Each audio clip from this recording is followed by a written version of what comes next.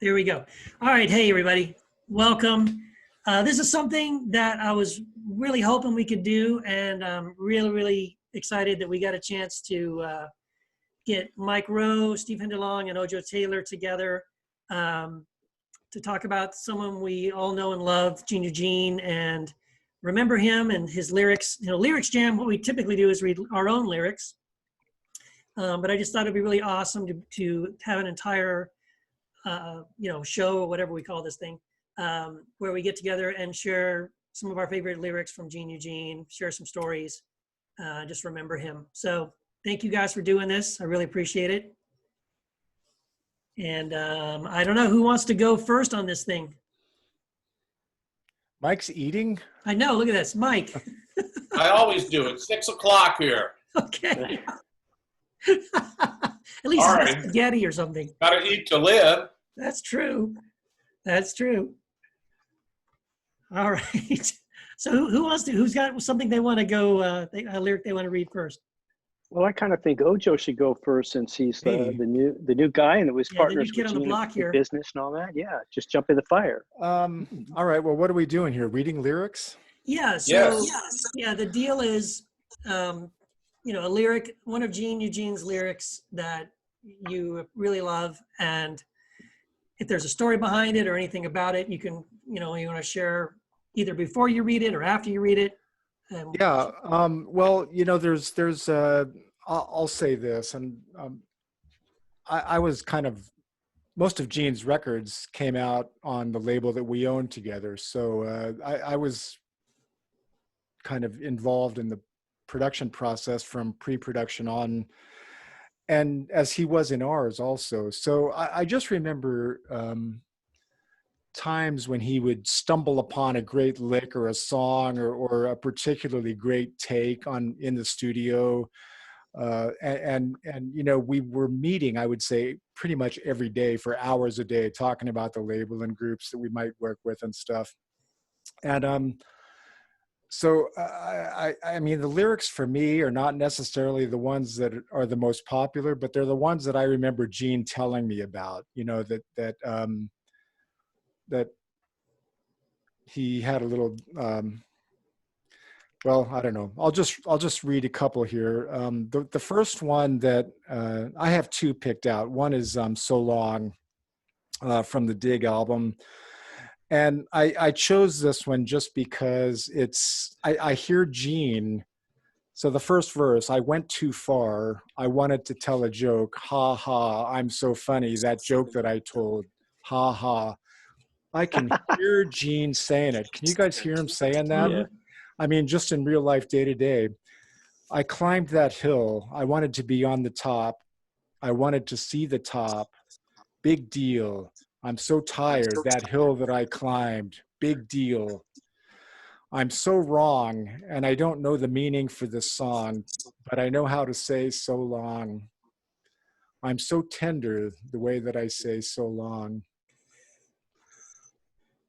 A fantastic lyric, and it just it's one that I could just, like I said, as easily hear Gene saying it out loud as singing it in a song. Yeah, I love it. Yeah, I love that. He definitely had a way of just having. There's some of my favorite Eugene lyrics, I think, are like that, Ojo. Like it's kind of just the way he talked. He has several like that where, like the one. I think it's on that scene. It's on Dig also. Hopeless. Yeah. I'm hopeless. Like just the whole lyric and the way he sings it and the whole attitude behind the whole thing. I love it. Like it's so Gene. It's so great. He was, had that self-deprecating way, but he also made fun of everybody else too. But it was equal opportunity. But his timing for like mocking was really good. One of his favorite things was the "Oh really?" That thing. You'd say something really serious and with all sincerity, and he'd say, "Oh really, Steve?" Right? I mean, it's just, but he made fun of himself enough that he didn't take himself too seriously, you know. So you couldn't take yourself. He didn't allow you to take yourself too seriously either. Yeah, that's awesome. Very cool. Well, thanks, Ojo. So, Good one. Steve, Mike, who wants to go next? Well, I'll just go Steve, ahead here. Yes, Steve, you go. I'll go right now. Okay, so when we were doing our album called Chase the Kangaroo, that was in 1987, I would have been about 27 years old, and I think Gene was 26, 25. He was about a year younger than me. At the same time we were recording our albums at Derry's own studio, which we had just kind of newly trying to produce ourselves, and Gene was too. And Gene would work all night long. He'd come in at midnight and work on 10 songs by Adam again. And we were working on our Chase the Kangaroo album. So there was a lot of overlap because we'd get there in the morning and Gene would still be working there. And then our engineer wouldn't show up. You know, Hack Barthy always came in late. So Gene would start engineering for us. And the same thing at the other end, we got involved in each other's albums. Gene was very much involved in that Chase the Kangaroo album. And then like Dan Michaels was playing sax. Of course, he was Gene's next door neighbor and everything. But the overlaps were really fun for me creatively. We were all up on each other's albums. They were very simultaneous. And one morning I went in and Gene had been there all night, and he said, "Steve, I'm really struggling with the lyrics. I've got some really good things, but," I says, "do you want to help me?" He asked me to help him with some lyrics, which was thrilling for me, really exciting. And so he had this one called Beat Peculiar, and it had some really weird, I read it today, and it's been so long, I don't know whose lines were whose, but I know that Gene, the line, "Isn't that a strange tambourine?" was Gene's line for sure. And I don't know what the heck it means or anything, but the song has just got that whimsy. Gene was so whimsical and had this positive energy and a real confidence about himself that was unusual and affecting. I just enjoyed his presence in the studio. But anyway, the one interesting thing about this song to me, one thing is that I put the line, "Mercy is the silver pearl," which I had just written for a song called Chase the Kangaroo on our album. And I put the same line in Gene's Beat Peculiar song. He allowed me to do so. And since that, over the years, I've dropped that line into many songs. And it always reminds me of that connection, that creative connectivity that I had with Gene at that time. So I love that the two songs, both of those albums came out in 1988, and they both have that line in it. And I just love that it's like a spiritual creative connection that we share. So anyway, here's the song, Beat Peculiar. Wise girl, blind man, see if you can walk the line. Hold tight to my hand, straight ahead, you're doing fine. Old beat, new dance, rhythm of another kind. It's all right to tremble. Everybody sways, and heaven knows it's hard to walk my way. Beat peculiar, it's strange. Strange, and it's wonderful to sway, 'cause it's hard to walk my way. Now, isn't that a wonderful groove? Vengeance, so wrong. Drop the gun, forgive the girl. My love, so strong. Mercy is the silver pearl. Old heart, new song, virtues of another world. Just don't look down. Heaven knows your planet spins around. Beat peculiar, it's strange. Strange and it's wonderful. Beat peculiar. Strange and it's wonderful. Isn't that a strange tambourine? Beat peculiar. That's awesome. Fantastic. I'm not sure what it means, you know. Yeah. But it sounds like Gene, doesn't it? You know. Hey, I'll tell you something. I remember when he called me up shortly after that experience with you helping him write that lyric. I don't know if that's the first time you two ever kind of worked together, Steve, but he went on and on about how meaningful that was to him and how amazing he considered your writing. I don't know if you ever heard that before, but there it is. That was a huge, And huge in honor. fact, he told me you should. I was working on my album Relative at the time, Oh yeah. and he said you should call Steve and have him see what he can do with this one or two songs that I was having a problem with. And I don't know if you remember, but you jumped in on that one too. You helped me out on that. But No, I remember. It was but like I remember clearly. I went over to your apartment. What do you mean? Do I remember? Of course I yeah, remember. but he loved you and so admired your writing and that Yeah. experience on that song. It was so interesting. The other one was Treehouse. I'm not going to read that one, but Gene asked me to write on that one, and he told me this story. He said, "Yeah, when I was a kid, we had this tree house, and you know, the little kids, they wouldn't let the little kids up in the tree house, and they would cry, and I felt so bad." And Gene was empathetic, and he said, "It reminds me of apartheid." And it was you know, late 80s was when all that, you know, anti-apartheid stuff was going on. I ain't gonna play Sun City and all that. Yeah. Remember all that? And Mandela was, you know, arrested, and it was like Free Mandela was a big thing. And I didn't know much about it. And Gene explained to me the whole apartheid thing. And he said, "Would you write the third verse about apartheid?" And I wrote that verse about, you know, the homeland and hang your head, your daddy's far away or whatever. He let me write the third verse to that. But he taught me, you know, about apartheid. And since then, now I've been to South Africa 3 times later in life, and so I always think of Gene when I mean, he had such an impact. Yeah. Yeah. He was always into that musically as well. Fela Kuti and Right. Ladysmith, Black Mambazo, and Absolutely. even before Graceland came out, Gene was listening to that stuff. You know, we saw Ladysmith, Black Mambazo at Greenbelt one year, and I stood in the crowd with Gene watching it. It was a night we had played, and Adam again both played in the day or whatever. But that night, they played before Bruce Cockburn, and we stood there, and me and Gene and Ricky Michelle and watched Ladysmith, Black Mambazo, and then Bruce Cockburn. But Gene was one. I remember him telling me about it. I never heard of him or anything, but he was so into it. Yeah. Yeah. Awesome. 88. Yeah, 88. I got the Greenbelt shirt. 88. I want to go get it. I'm going to. That's awesome. Oh yeah. Very cool. Well, Mike, I think by default you're left. Yeah. What you got? Well, I wish Michelle could have gotten in on this, but it probably would be painful for her because the songs I pick are all about her. You know? Yeah. If they're not all about her, they definitely were influenced by what Gene was going through. But I also love that sometimes Gene would write a song that was so obviously about her, but in the song, he would say, "This is not about you." Right. Yeah. I'm listening to you, Mike. Mike, even though you can't see me, I got these earbuds in, so I'm looking for that Greenbelt shirt. But whatever, go on.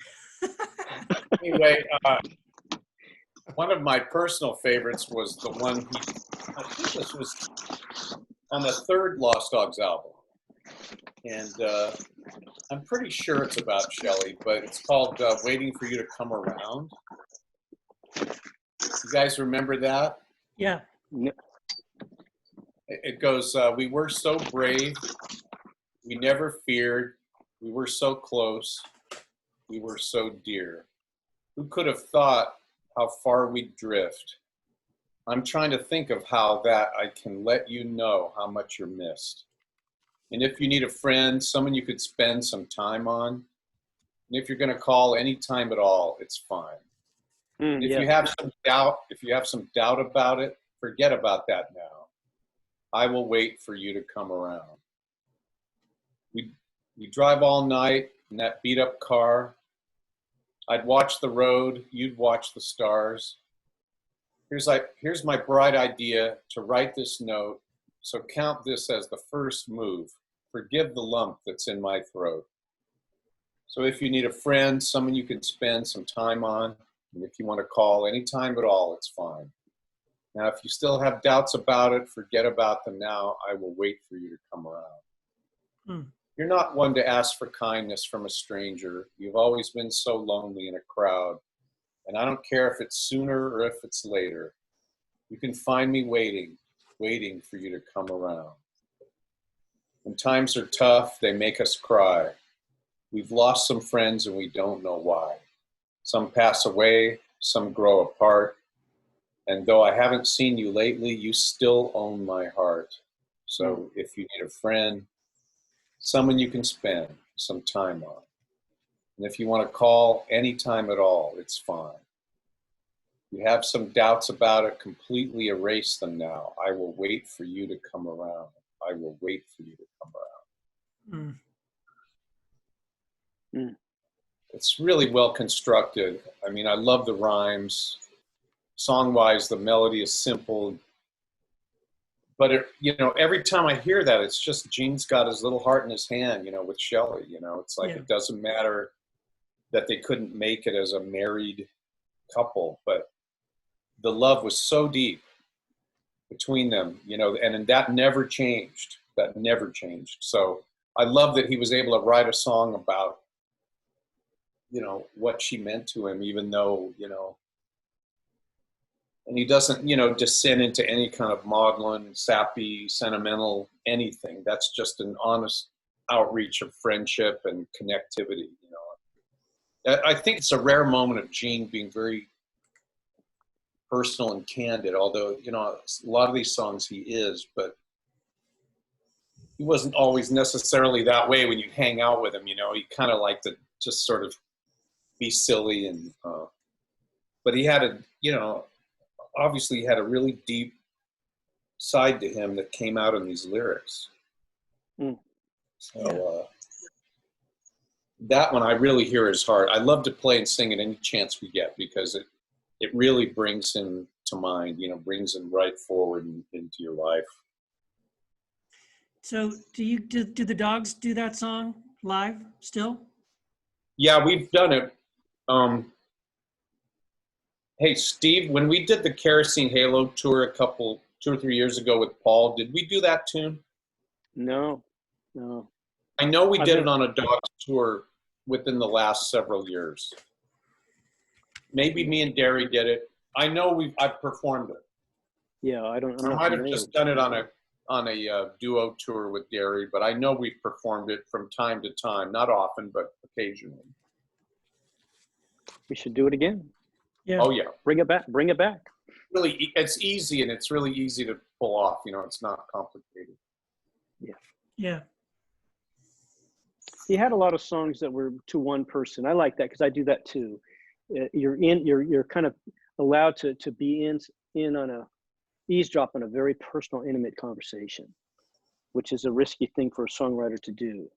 Like he had Jimmy, about his brother, and right. And the one I'm going to read is a very open, really raw song to one person. And those are some of my favorite songs when songwriters are willing to do that.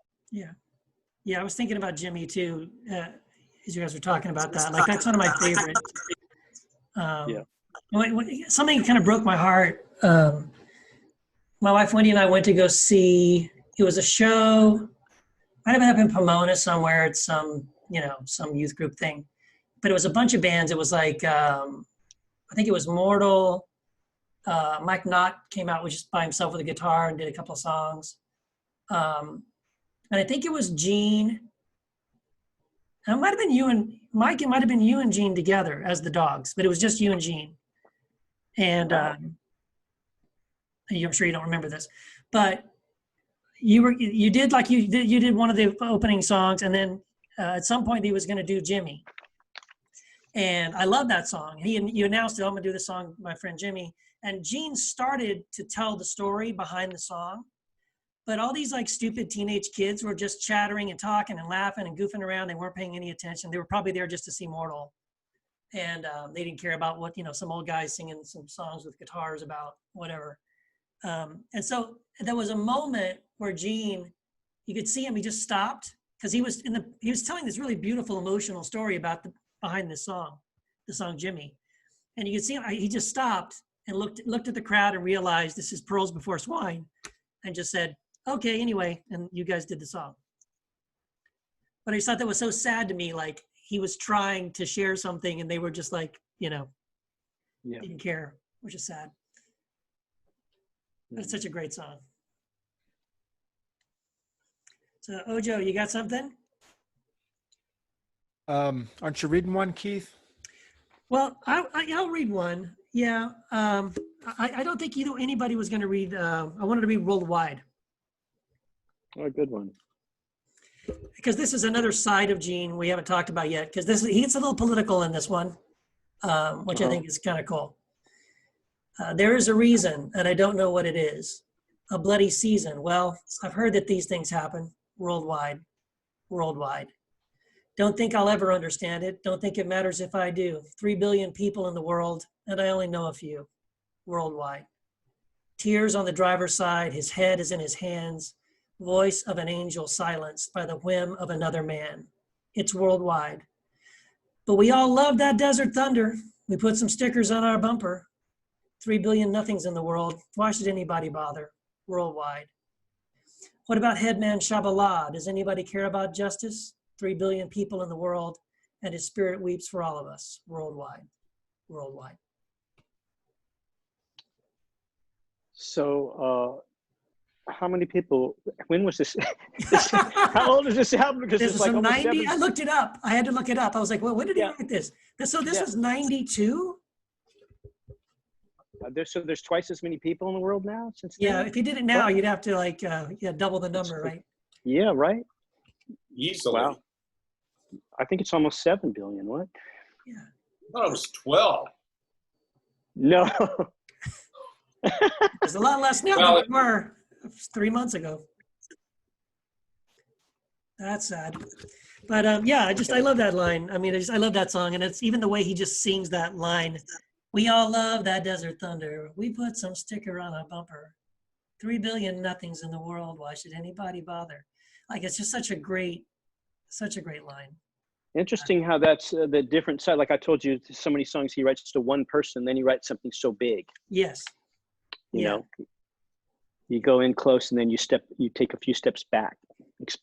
It's very, very interesting. Yeah. All right. Sorry, Dojo, if you got another one. Yeah, I'm going to read Try Not to Try. Oh, I love that one. And I don't really have a personal experience with the song per se, although this was, the Adam Again's last album. And he struggled with lyrics all the time. They were always the last thing to fall into place. Right. And sometimes he'd have the whole album done for months before he could get the lyrics written.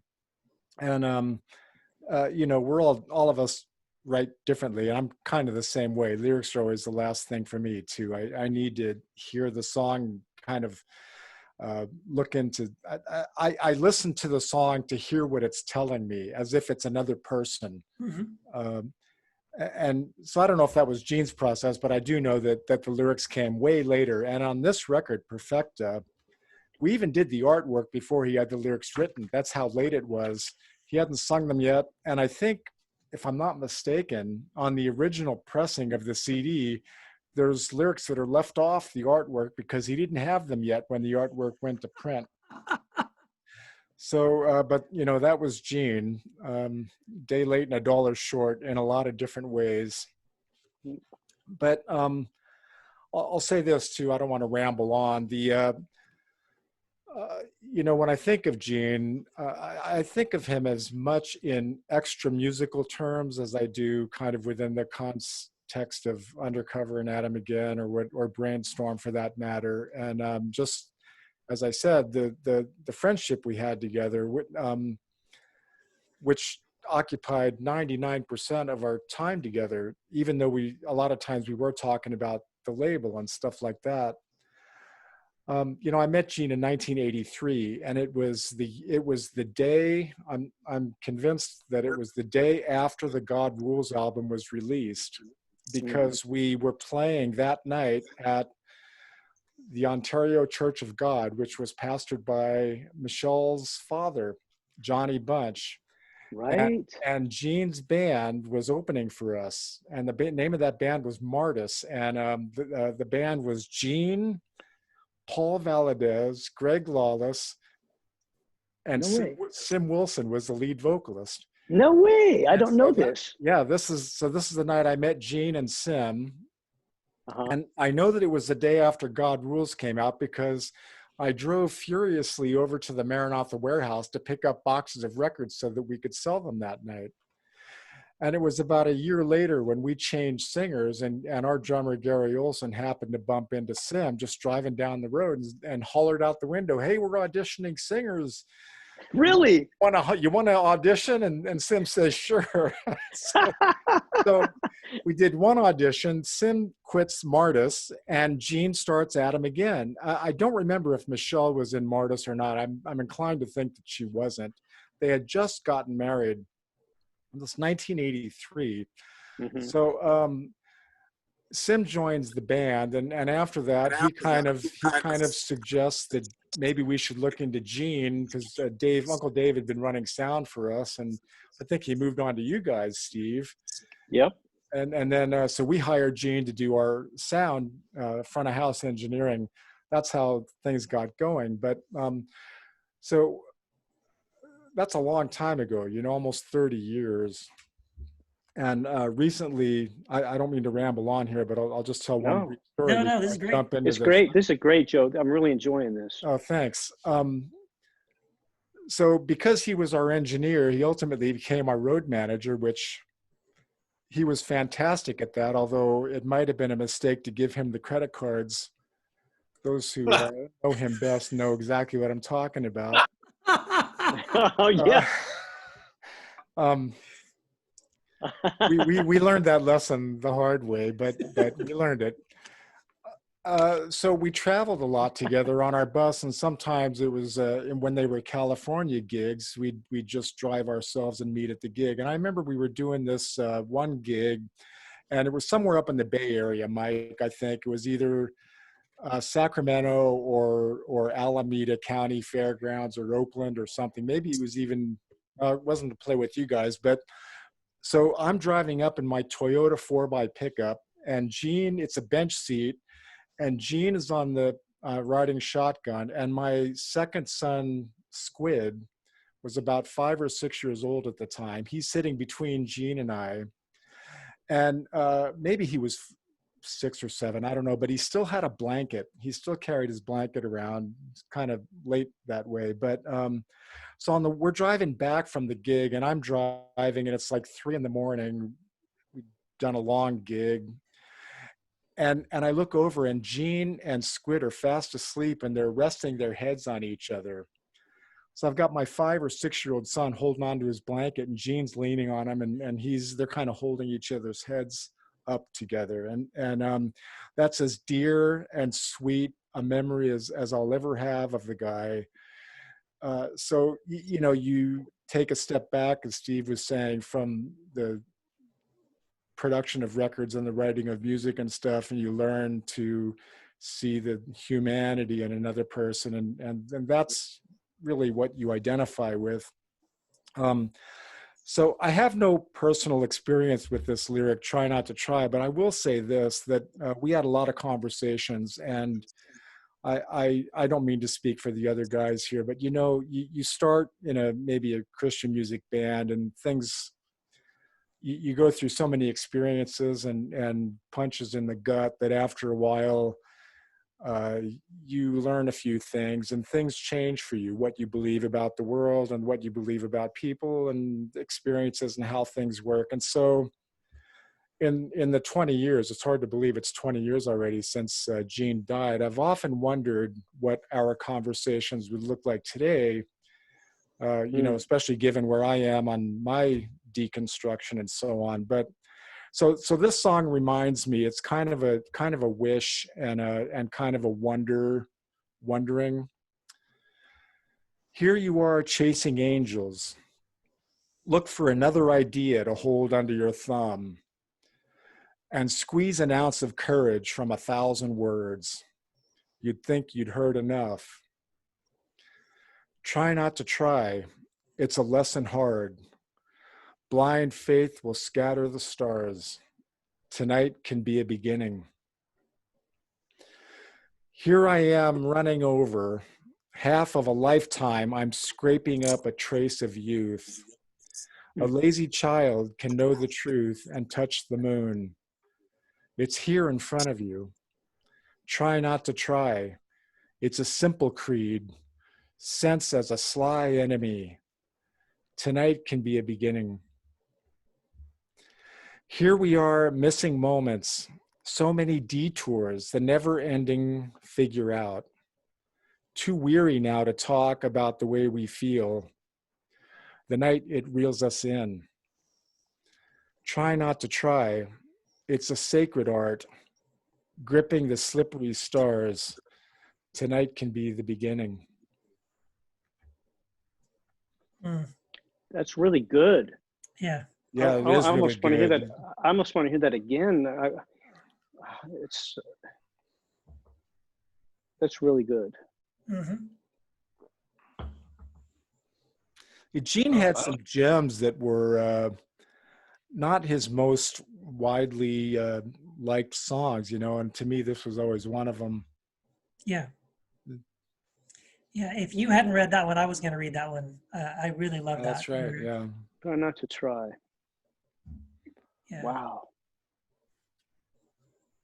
The So, childhood thing, you know, the childhood touching the moon. You know, what with that line? A lazy child can know the truth and touch the moon.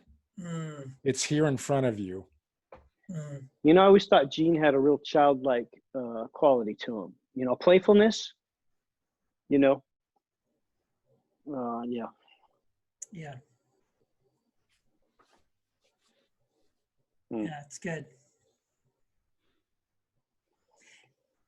Well, I'm going to read one called "No Regrets." It's a good one. It's a real interesting.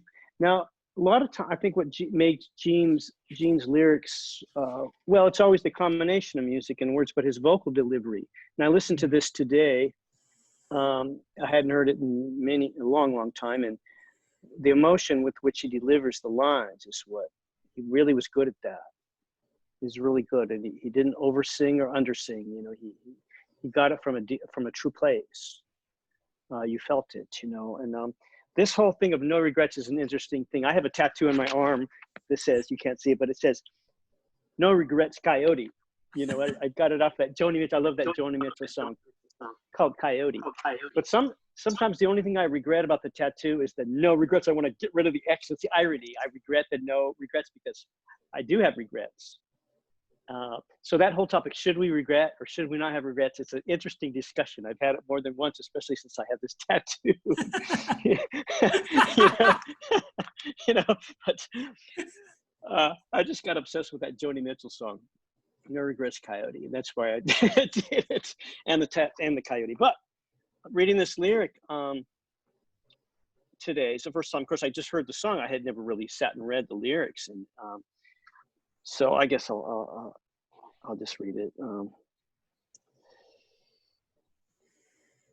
I think about you often, but I don't know what to do because I don't have the courage or I don't have the strength to make it up to you. It's a solitary part I'm playing, born an actor. But what a foolish line I'm so fond of saying. I've no regrets. If I could do anything again, anything at all, I would never let time take you so far away. I've got a picture of you in '62 with a baby on your knee. The faces are familiar. They remind me of my loss. I am a refugee. Now everybody listens to me. I keep waiting for the day when they'll all see right through me and my no regrets. But I could be anyone. But if I could be anyone again, anywhere at all, I would be that child in your arms. I got a woman now who loves me. I got the pink slip for my car. I got a little place, the rent is cheap.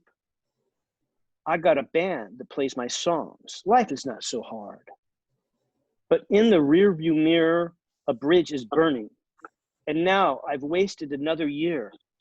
The hardest thing that I'm learning about my regrets is that I cannot do anything at all. again. Today I should have made that call.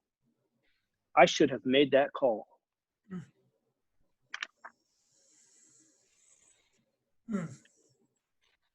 That song is just brutally honest and beautiful. Just wow.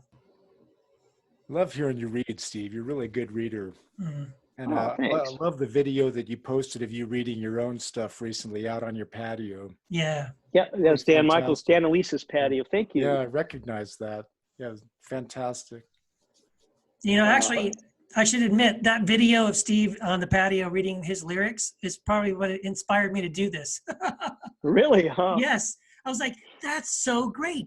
I would love to just sit down with these guys and let's just read our lyrics. I think that's so good. Well, I'll tell you, my wife just graduated with an MFA in poetry, and she studied with world-class poets, New York Times bestsellers, and Nobel laureate of North Carolina. But anyway, so watching her finish this program, you know, a lot of these poets read their own work right out of their books, and they're just it's just taking it up a level. And Yeah. man, so but Steve, you're right there, man.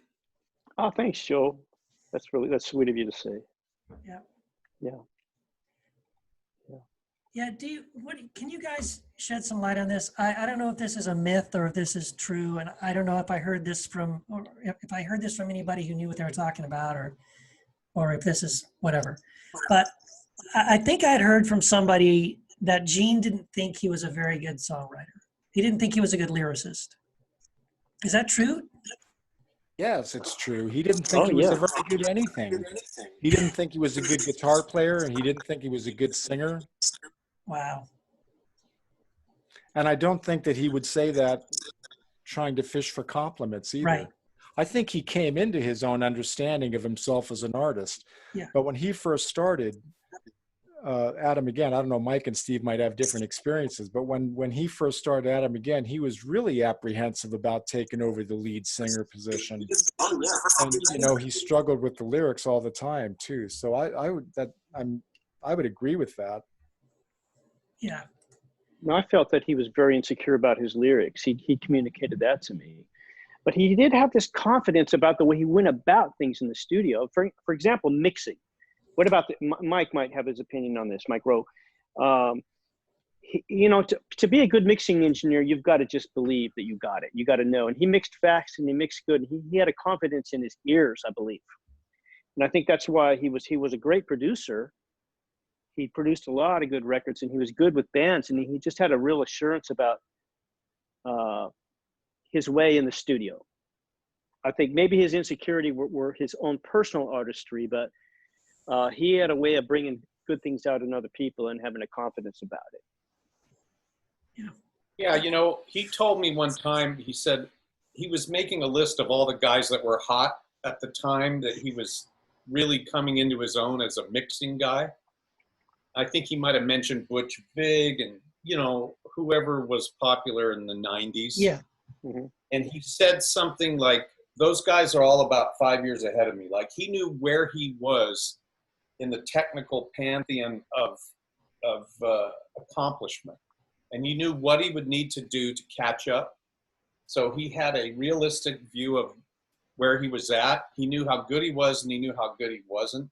And I think this lyrical insecurity, which I also have, comes from when you start to, you pick the guys that you aspire to. And Right. Once Gene got into like Leonard Cohen, I mean, how on earth can anyone ever aspire to be that? You know, because Leonard Cohen was not only a skilled poet and a great technician with his work, he was profoundly spiritual, right? And like, see, to me, Leonard Cohen is at the top, and right with him is like Jimmy Webb. Mm-hmm. And then beneath those two guys are like Paul Simon and you know, Don Henley, and you know, you could go down the list of, you know, Randy Newman, right? People Yeah. like that. Yeah. And I think Gene was very aware of the fact that once he started to listen to lyricists on that level, you always feel inadequate, you know. Right. And but it made him better, because I think once Gene started to listen to Cohen and guys like that, his writing changed, and he started to take on this depth of field that was so profound compared to maybe how he started, even though he was always good. Mm-hmm. Which leads me into like some of the ones I want to read, because this one, of course, is one of the most popular tunes, Dig. Yeah. But it is profoundly spiritual, and I believe it finds Gene at a spiritual crossroads in his life, because, like all of us, he started out with bright-eyed, bushy-tailed, real with a lot of Christian zeal, and then life started to kick his rear, and it wasn't long before his marriage failed, and he fell into a lot of bad habits and other things in his life. He worked too hard. He became, distracted. And as he fell more prey to his weaknesses due to overwork and just all the crazy things that he was into, I think that it started to sort of, maybe pull at his faith a little bit and challenge it, And so I think this song was written at that point where, and I'm not sure what this song is about. I have some ideas, and it may be about more than one thing. Maybe Joe, and Steve, you might know some of it. But it looks to me like this is coming from a really deep place. So I'll read it, and then we can talk about it. So it says, I had a big idea. I had a lazy eye. I broke the sacred seal. I told a lazy lie. I've had my conscience bent. I've had my patience tried. I've been up in the desert and down by the riverside. Will the eagle fly if the sky's untrue? Do the faithful sigh because they are so few? Remember when I cried? Remember when you knew? Remember that look in your eyes? I know I do. And count the stars to measure time. The earth is hard, the treasure fine. To the sea, I'll crawl on my knees. Feel it coming in, feel it going out. Water covers sand. And I'm going to stop, because I always heard that as the word sin. I don't know if this is a misprint or if it was sand. I thought it was sin. Water covers sin, blood covers doubt. Maybe it was sand. It makes sense either way. Mm-hmm. So I begin again the healing bow.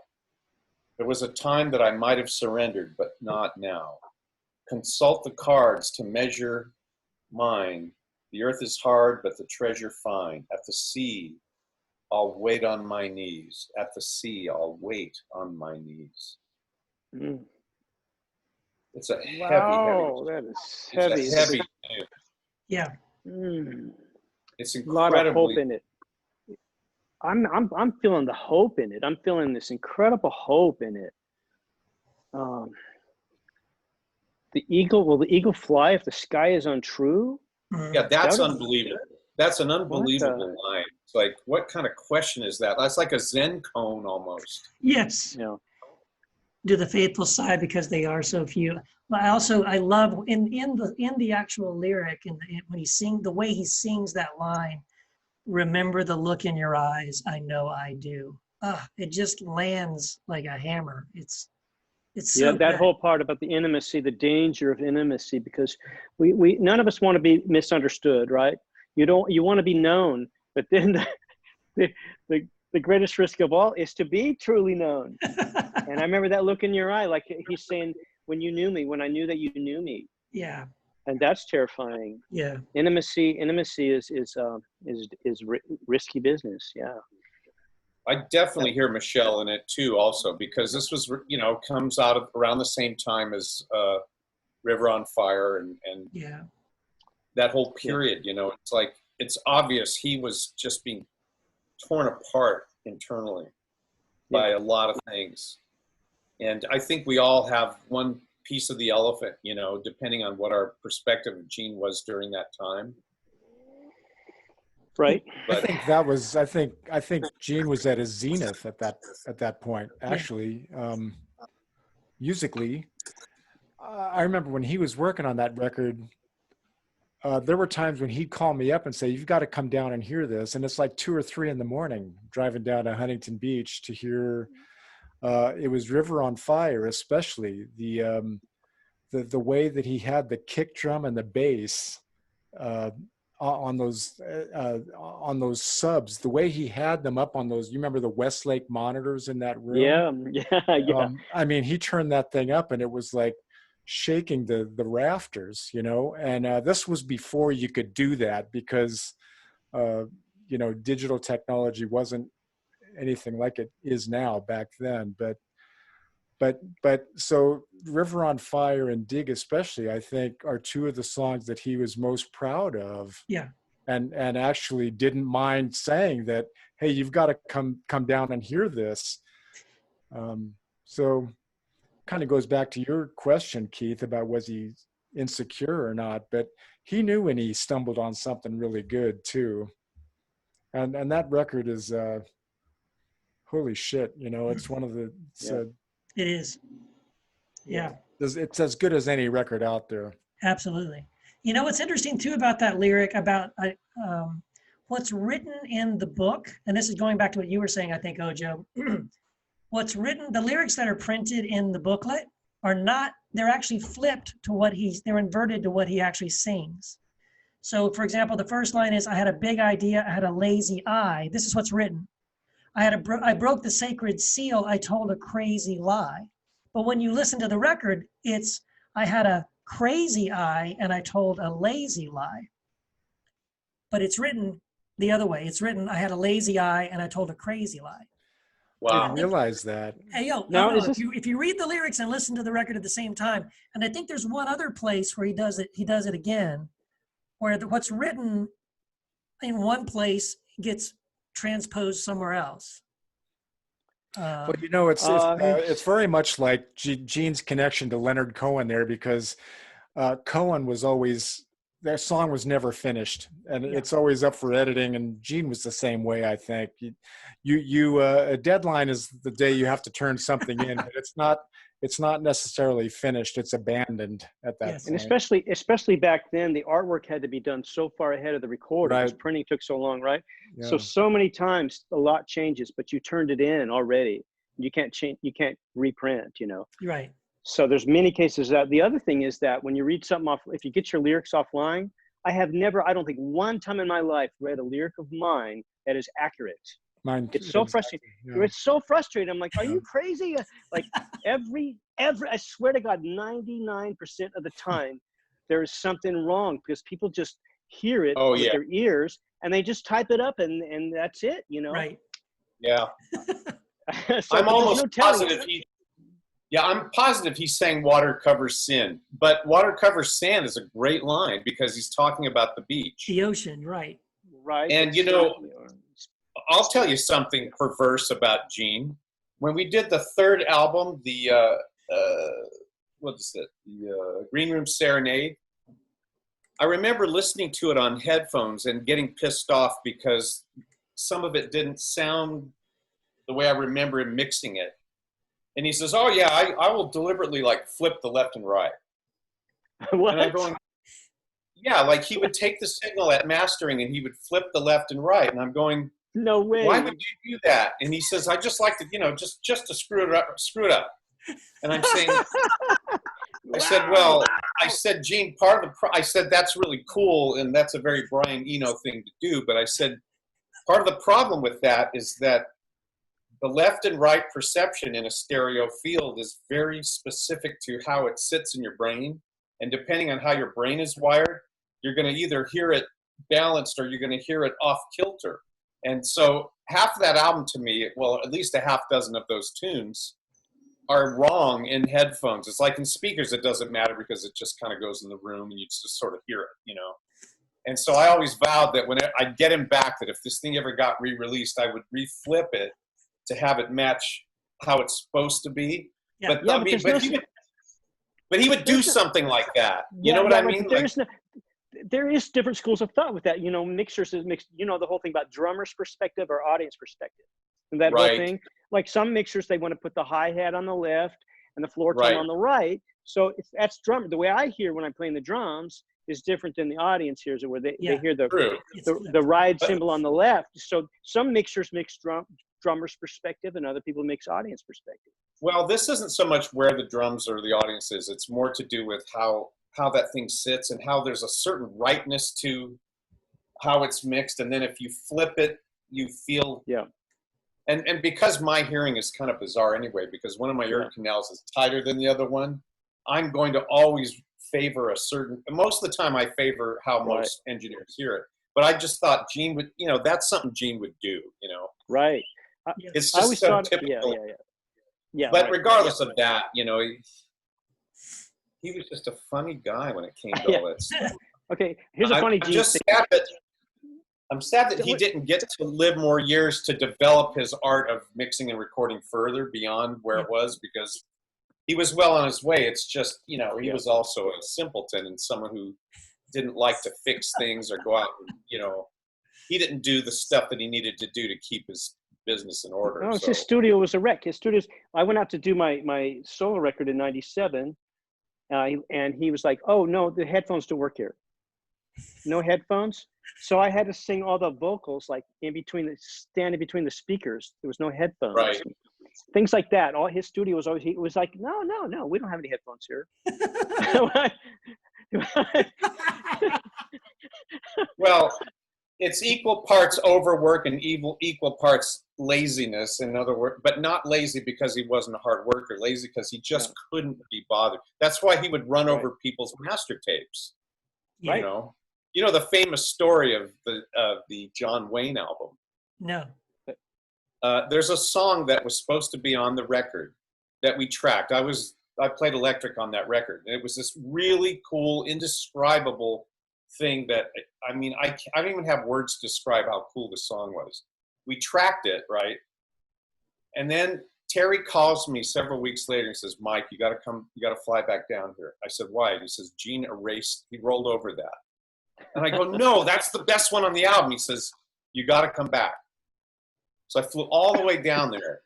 We recorded it again. We probably got it better because, now we really knew it. And then he calls me again several weeks later and he goes, "Mike, Gene rolled over it again." Oh, come on. Because he I used said, it. "You're He not used going it to to redo it, are you?" And he says, "No, my heart is so broken I can't do it again." And I because go, he's out. He didn't want to pay $150 for the reel of tape. Yeah. So he'd like use a Randy Stonehill reel or other albums he'd already done, and just use. No, them he'd over done that again. but he'd do it with active projects. It's one thing to do a tape that's 10 years old. Right. Yeah. One that's not even. Anyway, I'm gonna start getting fired up now because now we're getting the dark side of Gene. Yeah, here and I we don't go. want to go there. Let me tell you something Anyway, funny about Gene. I laugh at it now, but at the time it was terrible. Yeah. Let me say something funny. A funny anecdote about Gene.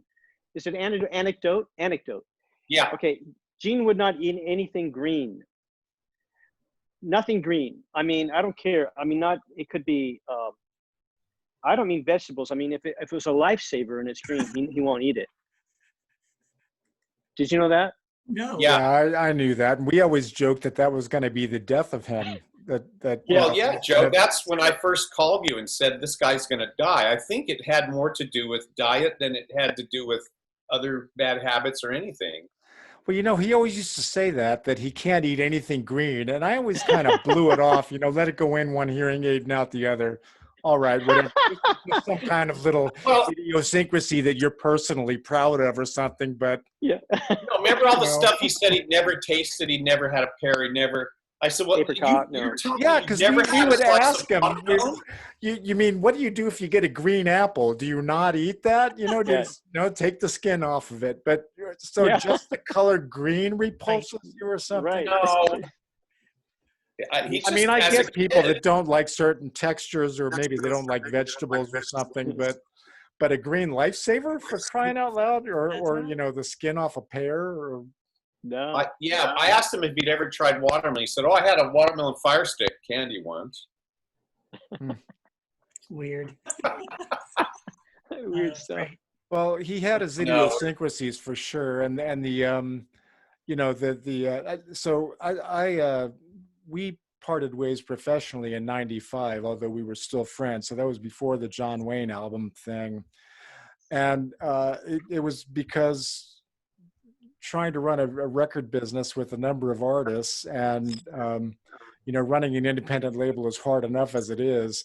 And I've gotten a new appreciation for that as now I teach history of rock at a university, and I've had to go deep on Sun Records and Motown and Chess Records and how all these labels had to stay afloat with working capital and stuff. And I look back on those years at Brainstorm and I mean, I'm glad I got out with my skin, but and paid everybody off. But we were getting to the point where we wouldn't have been able to pay everybody off if we kept going the way we were going. And so I got out, and I don't know. Yeah, it was take that for what it's worth. It was a terrible deal. We had those distribution deals where they were cross collateralized one thing against the other. We had Glass House and you had Brainstorm, right? We all had that scary deal, you know, where the money was not going to work out. Eventually, you know, we were doomed.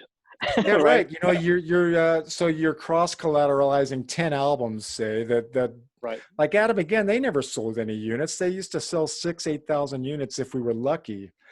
But so you've got 10 albums that are doing that. Then all of a sudden you've got a group like SFC that takes off, and now you've got to pay royalties on that, but you don't have it because Word Records is cross-collateralizing 10 records before that and taking all the royalties from one and paying off the debt to the other. So, yeah, I know it well, Joe. I know it well. So you guys remember going into the green room? Remember that room in the front where there was a phone and a computer and we'd all hang out in there? And I'd see checks for like thousands of dollars crinkled up and just thrown in the corner like trash. You know, and I'd hold it up and I'd go to Anna. I'd say, "Why is this here?" And she'd go, "Oh no," you know. She'd just hang her head, you know, because it was a check that Gene should have deposited like a month ago. Oh no! In order to, you know what I'm saying? But that's what it was like over there. It was just like he couldn't deal with that stuff. It was just well, Gene he didn't. Well, he didn't have the checkbook. He couldn't sign on it at Brainstorm, so we took care of that. But, you know, Gene would have made a great farmer, you know, like, okay, I got a sack of grain, I got a sack of barley and a sack of wheat, and I'll trade you for, you know, a couple horses. You know what I mean? Gene would have done great. That's where he was in his head. The problem was he didn't own the sack of wheat or the sack of grain. There was somebody else's grain and wheat. You know? Yeah, but he would eventually make it up. You know, he would eventually make it up. That's the thing is if you put his feet to the fire, eventually he would just go, all right, what do we got to do to put this straight? Because I've seen him on the phone with his, you know, credit card people, you know, and you call him up, lay on the charm and say, all right, well, you know, what do we got to do to make this right? And they give him a figure and say, okay, I'll put it, you know. Remember the old thing where he'd say, I'll put it in your account. Remember that one? Like he said, I'm at the bank right now. I'll put it in your account. And then, Joey, I'd have to call you like 3 days later, and I'd be going, this thing is like, I've got all these vendors I have to pay, and this thing he didn't do it. Yeah. We shouldn't be talking like this. But, No. But I'll tie it up somehow. But so there's this story where, so Gene's first record came out on Blue Collar Records, which was the same label that Branded came out on, and 441's first record. Right. And, Harry Barnes' Harry Barnes, right. Yep. So Gene befriended Harry Barnes, and he's the one that actually pulled us into the deal because Maranatha had stopped doing concerts around that time, and that fell apart. But anyway, so Gene does his thing on Harry Barnes and gets him to write a check, okay? Gets Harry to write a check to Gene. And Harry says, now, Gene, don't cash this until Friday because that's when I get paid. Swears to him, okay, I won't cash it. You promise me, Gene, you're not going to cash this check. And Gene says no. So Harry writes the check. Gene leaves. and Harry had just been on his way out to go to the bank or something to begin with. He goes to the bank, and there's Gene in line at the bank cashing that check. Oh, But so this is the way Gene operated. But I'll say this, that it was driven by he didn't have a whole lot of common sense when it came to money, or I think he knew exactly what he was doing, but he honestly believed he would, like Mike said, make it work somehow, make all the ledgers balance. But it was his love of the people that he was around I mean, he would come to me so many times and say, look, we've got to write Terry a check. We've got to write Mike a check on advance on this record. And it didn't matter whether we had the money. It didn't matter whether we had it coming in, but it was the fact that people were in need, and we needed to do right by these people. That's what always drove him, motivation-wise, at least in my experience. And so that's why I feel like I can joke a little bit about that, because I always knew that it was very rarely, if ever, for malicious or nefarious or underhanded motive. Gene was never going to get rich doing what Gene did, but just to keep the doors open another day and to keep everybody in peanut butter and crackers, for one more day. yeah. Well, Yeah. I want to tell a story because you guys have, I didn't know Gene as well as you guys did, but I got to record at the Green Room for about 2 weeks, and then came back about a month later, and we mixed it, and he mixed the record with us for us. And when we were tracking the album, we were doing this thing where we were getting feedback off the in the room off the monitors from my guitar player, and so like Andy Prickett is like pounding on the body, we're getting this reverb, and he's pounding on the body of the guitar, and JJ Placencio is like randomly plucking strings, we're getting this amazing reverb, like feedback from the guitar in the room, and it's awesome, and it just sounds, you can feel, I can still, in my mind, I can still feel it. It felt like it was just amazing. And so we did it, and then we rewound the tape, and we're listening back to it again, and we know, and then we started smelling something. We're like, something burning, and Andy's like, oh crap. And we had basically burnt out one of the Infinity monitor speakers. It was like a little it's a small one, but they're not cheap. And it was, I think it was the one on the left-hand side. And he goes and checks it, and sure enough, it's totally burned, it's gone. And about that time, Gene walks in, which was weird because he wasn't normal. He lived there, but he wasn't involved in the recording. But he walks in, we all get quiet, and he's like, what's going on? And Andy tells him, well, we were getting feedback off the board, off the monitors, and we blew this speaker. And Gene's response was just, did you get it on tape? And he wanted to hear it. So he runs in the other room, he comes back with a box, he opens the box, he pulls out another speaker, replaces the one we burned out, wires it up, and we hit play, and he listens back to it, and he's like, he's more excited than we are. He's like, that was awesome. Wow, you guys, good job. And left. He just walked out. And we couldn't believe it. Like, all he cared about was whether we got it on tape. It was just really cool. Good story. Yeah.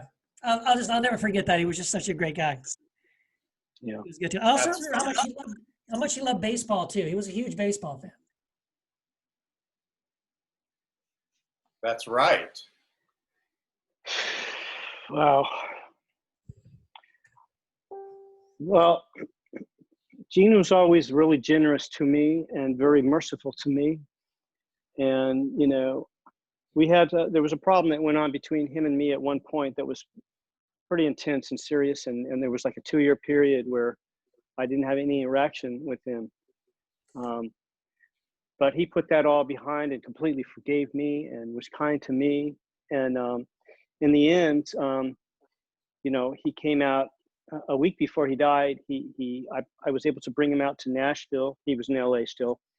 And Mac Powell from Third Day wanted to sing his song on that. I was doing this record called City on a Hill, and he wanted to do Gene's song, I Remember You. Oh, yeah. I remember that your body was broken. And so I was so excited that I had the means to bring Gene out, and he came, and he played the piano on it and sang a bunch of vocals, and he was so happy. He was in a place of such joy in his life in 2000. Mm. And we had this wonderful time together, wonderful several days. And it was just it was all good between Gene and me. And a week later, Derry calls me on the phone and says, Steve, he goes, what are you doing? I go, I'm driving. He goes, you got to pull over. And I'm like, what? Okay. And then he told me about Gene. Gene had died, you know. But in the last, I don't know why I'm just saying this, because when else am I going to tell this? But just, you know, there's a line, I wrote the song, Hey Gene, shortly after he died. And one of the lines is, people always forgave you, a child of mystery. And I remember how you were merciful to me. Mm-hmm. And that was the strongest sentiment that I felt. Yeah, people forgave Gene for his shenanigans. But he was merciful to other people and generous, Mm-hmm. and a good-hearted man. Yeah. Yeah.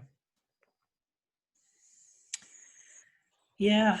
And then hearing his lyrics and stuff again like this, and, you know, listening back to some of his songs again, you know, getting ready for this, and, you know, it just underscores even more how much we've lost, because he had such an amazing talent, right? He was an amazing singer. He was an amazing lyricist, musician. Like you were saying, Mike, you know, somebody who was getting just really, really good at mixing, and you know, it's just like to sit back and think, like, wow, how long ago that was, and if he had lived, the songs we could have heard, the things that he could have done. That's really miss that we don't get to hear those songs.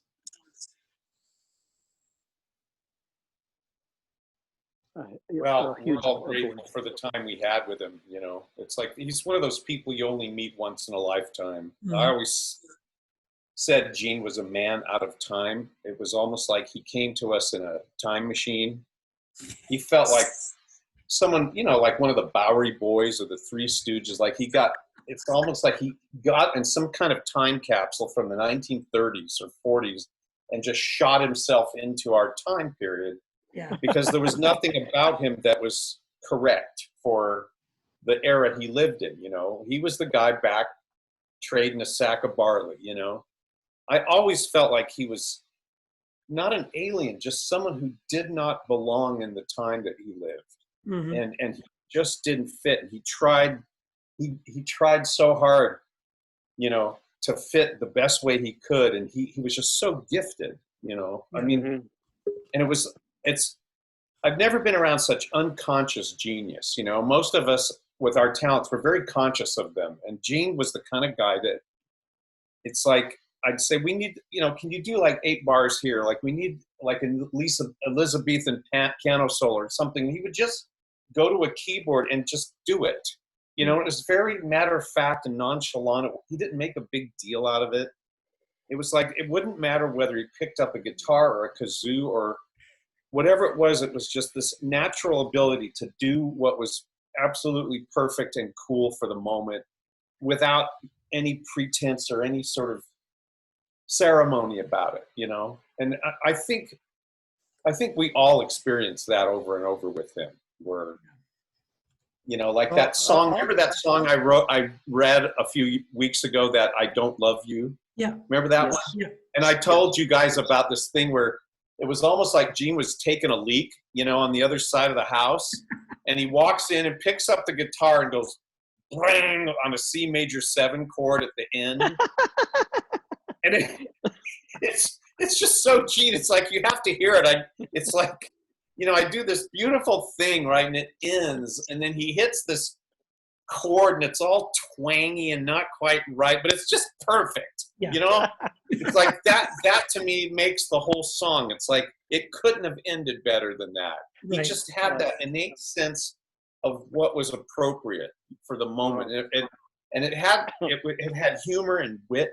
Yeah. And a sense of style that, you know, people will work decades to try to get. And it was just coming out of him in spades. You know, it was just this thing he had. You know. Yeah. I miss that probably more than it. Besides just being his friend and hanging out with him, because he's one of the funniest guys I've ever been around in my life. Just the stuff that would come out of his mouth was just so ridiculous. But he brought that into the studio, the way he played his instruments, but yet when he would sing, your heart would just stop. Yeah. You know, there was something in his voice, this angst. You know. Yeah. There was like a joy and a sadness at the same time. It's hard to describe it, right? But he had such a unique voice, first of all. Like there's, you know, anything you listen to that he sings on, the minute you hear his voice, that's Gene. Like there's no doubt in your mind. It's such a unique voice. And it did have. You know, when I first heard him, I thought he sounded like Michael Stipe. You know, I think that was probably a common thing because that was, but then, you know, once you get past that kind of sort of surface similarity, there was this other thing he had that Michael Stipe could never approach. Yeah. And I think we all know what I'm talking about. And it would come out in a lot of different ways. You know, when he'd do a country song, you know, like that free drinks and, you know, well, the law came down, you know, like he had this way of doing this hilka-hilk country twang thing. Yeah. You know, there's just nobody who could do that kind of stuff. It's, you know. That's great. Just one of a kind, man. I'll throw a little splash of other color up here. I never did see Gene as unequivocal. Obviously, he had his little idiosyncrasies, like we've all been talking about financially and whatnot. But you know, I always saw him as also influenced by the people that he was around, and he wasn't afraid to learn. So, I mean, you know, you can look back on that first album, and it's Prince and Talking Heads. Yeah, yeah, right. Pretty clear.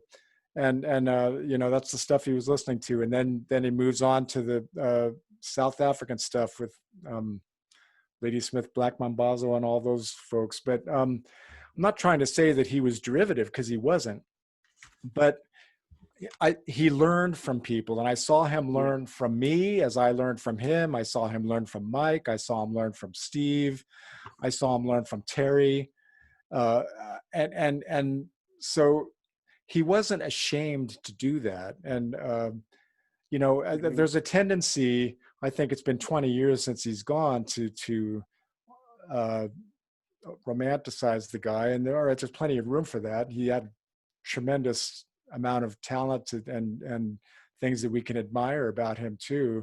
I just keep going back to that one idea that the thing that I most admired about him was the human experience that I had with him, and saw that human side of him, that when he failed and when he forgave and when we had to forgive and when he would fuck up and when he, you know, just whatever it was. And I'll say this too. I don't know if most people know this, but you know, Gene's first instrument was the drums. Right, I knew that. And he used to play them for his dad. And his dad had a lounge act. And in fact, I don't know if people know this either, but I actually recorded Gene Andrusko Sr.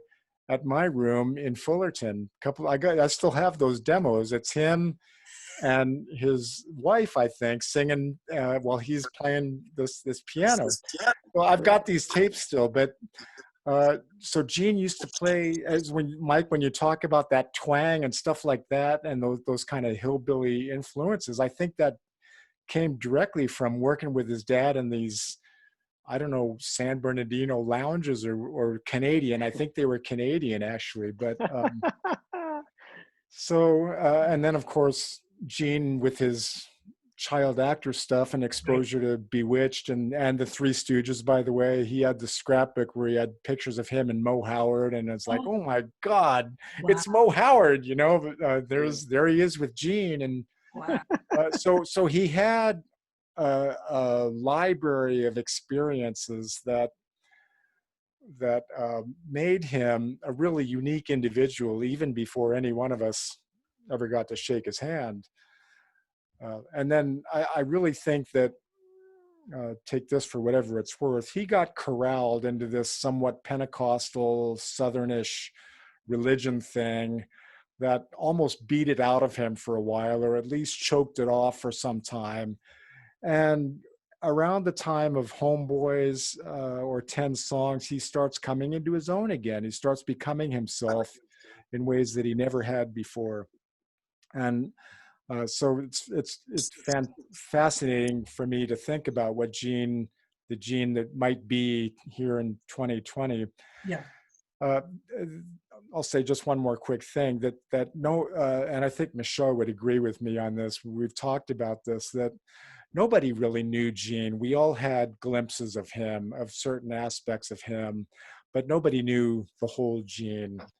And that's just the kind of guy he was. And he compartmentalized a lot of his relationships. And so he would have relationships with people and then move on to other relationships. And it's not necessarily a bad thing. It's just kind of the way Gene moved through the world. And so it's fascinating for me to think about today as he, at the end of his mixing career, for example, where he was really starting to work with some Social D guys and some bands that were outside of our normal circle of friends, where he might be 20 years later. Yeah. We might all be sitting here saying, yeah, I remember when, we knew this guy, we Yes. worked together, and who knows, but Yeah, knows? that's true. Yeah. He was just getting going, yeah. Wow. Well, guys, this has been a huge blessing. I really appreciate you guys taking the time and bringing the lyrics and sharing the stories. And it's meant a lot to me. I've been kind of checking some of the comments from people. Seems like a lot of people are really being blessed by this too. And I don't want to. I could keep going, but I don't want you. I don't want to keep you guys. Yeah. I know it's late for some of you guys. So thank you very much for the time. Thanks for doing this. I really appreciate it. Anybody have any last words? Anything you want to say before we sign off? I found my Greenbelt 88 Yeah. shirt. There you go. Green Whatever. belt. I can still wear it, Mike. I bet you couldn't wear a shirt you bought in 88. Oh, wow. Thanks a lot. But that's Great to see you, Mike. I love you. Hey, Joe, Yeah. good to see you again. Yeah, you too, Steve. Love both So you good to guys. see you. We too, gotta hang Keith, out. and Yeah. We do. We're still here, and that's Yeah. something. Yeah. Hey, thanks for throwing the party, Love you Keith. both dearly. Yeah. Yeah. Absolutely. Yeah, right. I'm just blessed you guys show up. I love it too, because like people, I've seen some of the comments people will leave and like, who's this Keith guy? How does he get these guys all together? And it's like, I don't really know, actually. I'm just glad you guys showed up. So thank you so much. All right. Well, we'll see you all soon. Yep. Take care, guys. God bless.